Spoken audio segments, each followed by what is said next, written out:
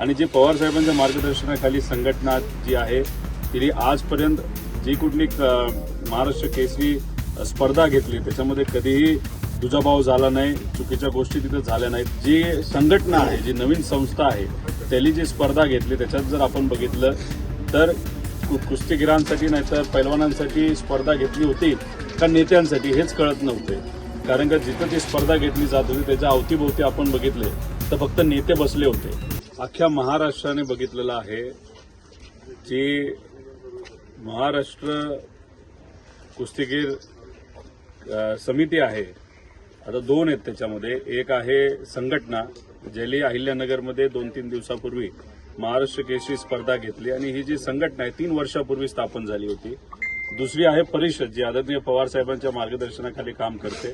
70-80 वर्षापासून ती संघटना तिथे काम करते आणि जी पवार साहेबांच्या मार्गदर्शनाखाली संघटना जी आहे तिने आजपर्यंत जी कुठली महाराष्ट्र केसरी स्पर्धा घेतली त्याच्यामध्ये कधीही दुजाभाव झाला नाही, चुकीच्या गोष्टी तिथे झाल्या नाहीत.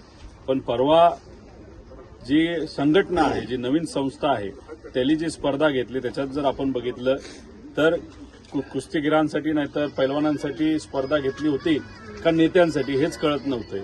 कारण का जिथं ती स्पर्धा घेतली जात होती त्याच्या अवतीभोवती आपण बघितले तर फक्त नेते बसले होते आणि जे माजी महाराष्ट्र केसरी होते त्यांना बसण्याची सुद्धा व्यवस्था नव्हते. त्यांचा सत्कार मान सन्मान तिथं केला गेला नाही.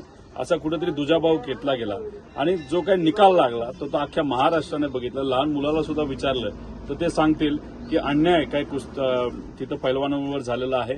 मग अशा पद्धतीने काही ठराविक लोकांना निवडून देण्यासाठी नाहीतर जिंकून देण्यासाठी ती स्पर्धा घेतली असं जाणवतं.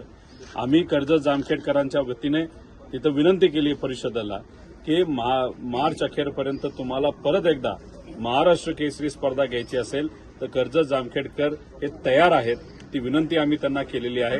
उद्या काही त्यांचे जे मान्यवर आहेत, काही माजी महाराष्ट्र केसरी आहेत, काही पैलवान आहेत, काही तिथं पैलवानांना शिकवणारे काही प्रमुख लोक आहेत ते तिथं भेटण्यासाठी येतात. ते आल्यानंतर आम्ही त्यांच्याशी चर्चा करून मग पुढे कसं जायचं हे आम्ही त्या ठिकाणी बघणार आहोत.